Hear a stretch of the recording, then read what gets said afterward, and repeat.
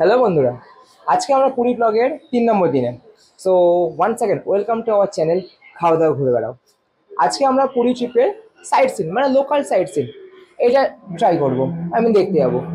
তো আপাতত যে ট্রাভেলসের সাথে বুক করা হয়েছে সে বলেছে ওটা 8 থেকে 9টা দেখাবে। তো জানি না, আমরা একটু লেটেই বেরোচ্ছি, আমাদের 3টের সময় বেরোনোর কথা, ঘড়ি দেখা মোটামুটি 4টে প্রায় ক্রস করে গেছে। 6টা পর্যন্ত সময়, 2 ঘন্টা জানি না কতটা কভার আপ করতে পারবো। তো বাকিটা দেখা যায়, চলুন।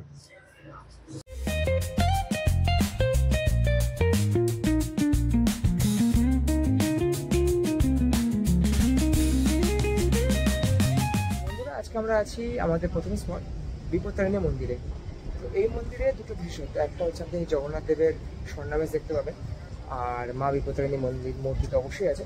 তবে একটাই কথা বলবো, আপনাদের এখানে আসার আগে এখানে কিন্তু জুতোটা বাইরে খুলে যেতে হয়, তাই আমি রেকমেন্ড করবো আপনারা যে গাড়ি বা টোটো করে আসবেন সেখানে জুতোটা খুলে আসবেন।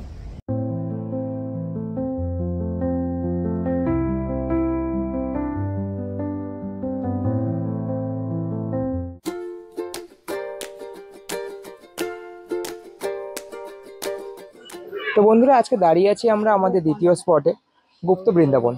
ভারতবর্ষের অনেক জায়গায় কিন্তু গুপ্ত বৃন্দাবন আছে, আমাদের পশ্চিমবঙ্গের মায়াপুরেও কিন্তু গুপ্ত বৃন্দাবন আছে একটা।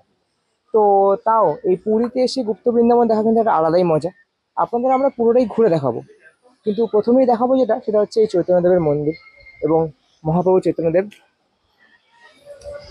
তাকে প্রণাম করে এই যাত্রা শুরু করলাম। তো চলুন আস্তে আস্তে ঘুরে দেখা যাক।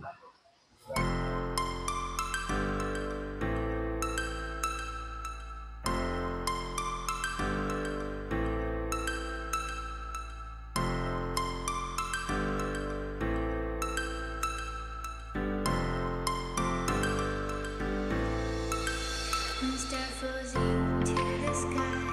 The summer was alive, going to the end of time. I can see the daylight. I swear perfect. Is it really the end? Just so like a stranger, so far away from me. You said you're running for me. তো বন্ধুরা, আমরা দাঁড়িয়ে আছি আমাদের এখন 3 নম্বর স্পটে, ওমকারেশ্বর মন্দির। এই মন্দিরে হেলো করে দেবতা নেই যে যার মূর্তি কিন্তু আপনারা দেখতে পাবেন না।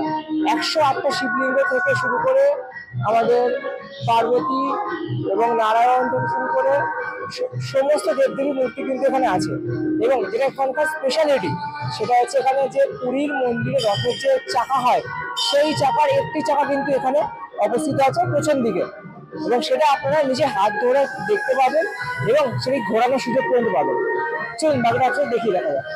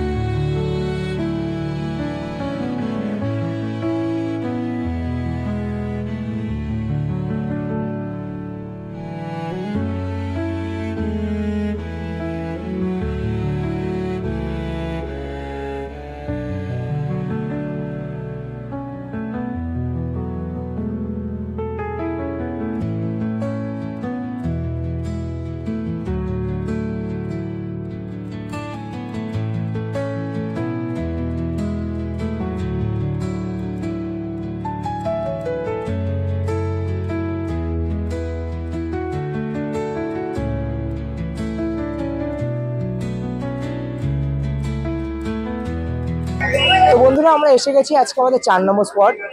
এটা জগন্নাথের পিসির বাড়ি। তো দেখতেই পাচ্ছেন এই যে মন্দির একদম পুরো জলের ওপর অবস্থিত। এই যে ব্রিজ, এখান থেকে যেতে হয় এবং ওখানে একটি এন্ট্রি ফি আছে, তো মাত্র 10 টাকার টিকিট আছে। আপনার টিকিট কেটে ভেতরে গিয়ে মন্দিরে দর্শন করবেন।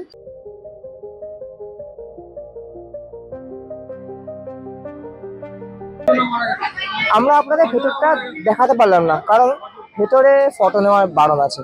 তো আপনারা সচক্ষে আসবেন এবং নিজেরা এনজয় করবেন। তো আমরা চললাম আমাদের পরবর্তী স্টপে।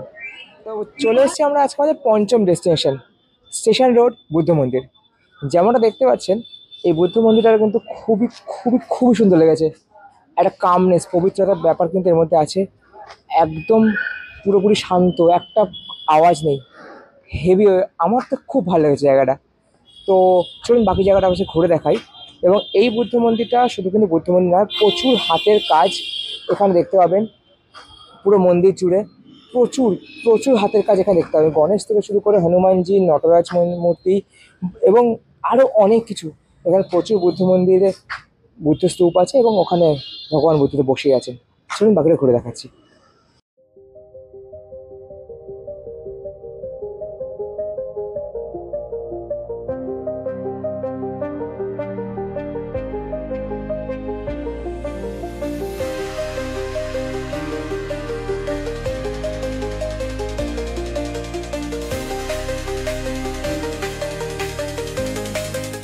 সূর্যাস্ত দেখতে দেখতেই শেষ করলাম আজকের ব্লগটি। সবাই খুব ভালো থাকবেন।